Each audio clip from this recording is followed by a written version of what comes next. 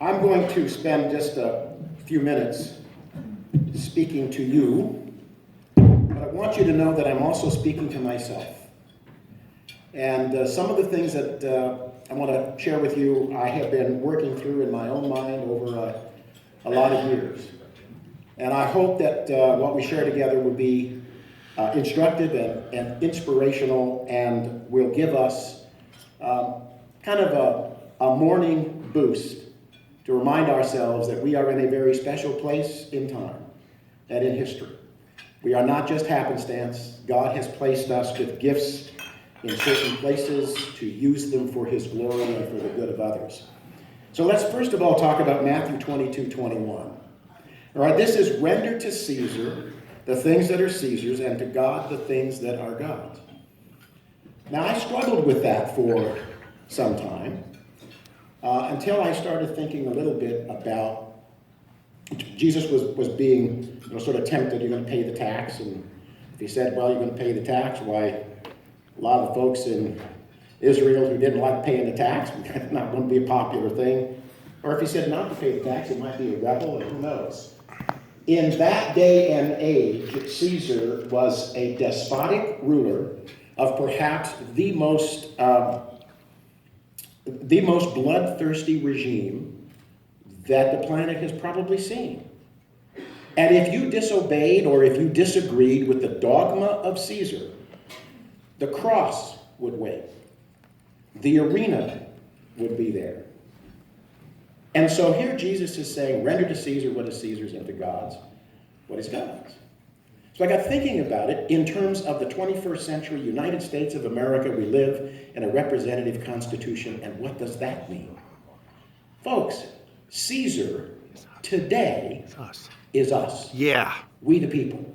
And that constitution with that magnificent masthead says, we the people, in order to form a more perfect union. Think about the remarkable genius of our founders.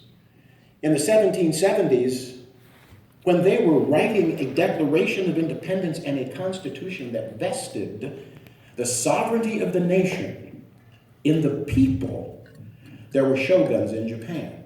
There were emperors and empresses in China. There were kings in Europe. There were czars in Russia. What a difference the American Revolution has made, and the creation of the Constitution, with respect to our invitation to render to Caesar what is Caesar's. It is the Constitution of the United States and the sovereignty of the people. And so to render to Caesar in the United States of America today and to God is no conflict. It is an opportunity to serve a constitution and to serve God. And so I hope that this is an encouragement for us, particularly those of us in the pews, Yes. who from time to time, often we are being lectured by some over in that building and others that as long as you want to, if you want to live out your free speech and your free association and your freedom to practice your religion, it's fine if you do it in the pew. But don't you dare take it into the public square.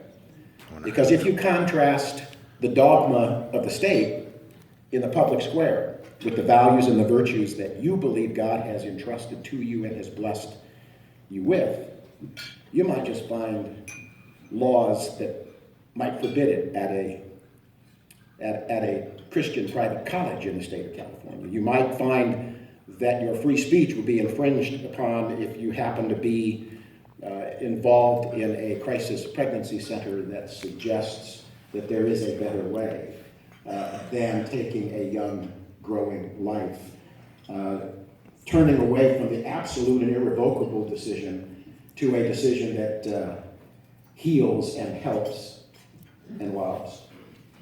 And so I really hope that we really are excited and encouraged about rendering to our Caesar all that is our due, because that's the Constitution of the United States.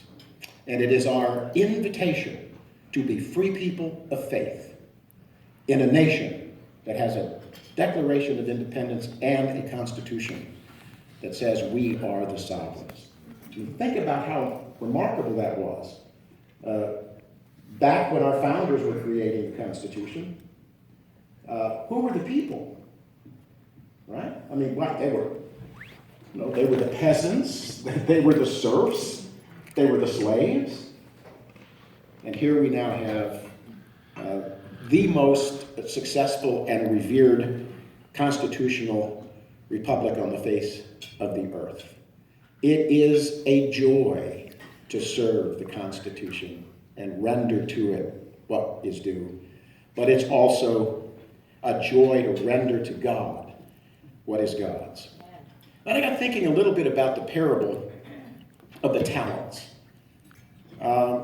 Master was going away, and he left some talents to 3 individuals. I think 5 to one, 2 to another, and I think 1 to the final servant. And he went away, said, I'm going to come back and report to you. There's a couple of really interesting things here that encourage me a great deal. One, this passage of Scripture recognizes that we all have different gifts in different varieties. To some, there are 5 talent gifts. To some, there are 3 talent gifts. To some, there are 1 talent gift.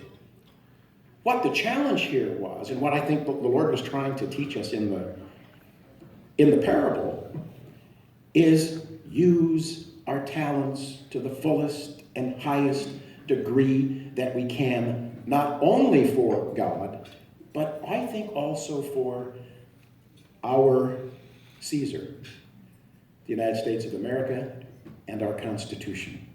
These are not in conflict. They are beautifully merged together with all of our stewardship. Whatever we do, wherever God places us, we have an opportunity to render to our Constitution duty, responsibility, service, and to our God.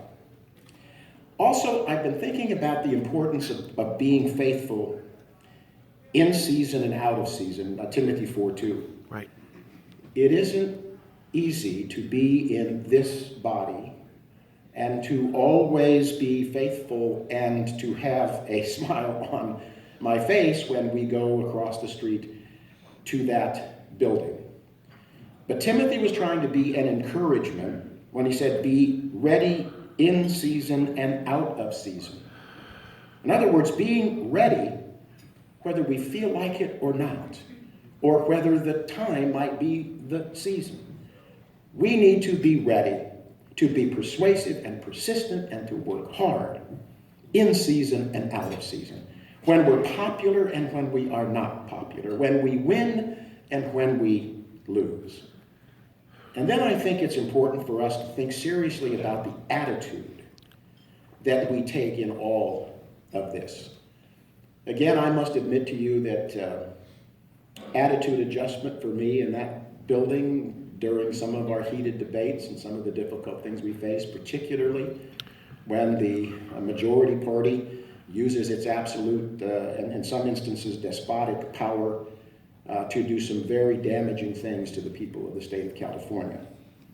But I think the Lord would have us attitude adjust as a matter of service to Him, but also as sort of an ointment or a balm for our own souls. These are the words of Jesus from John 16:13. These things I have spoken to you, that you might have peace.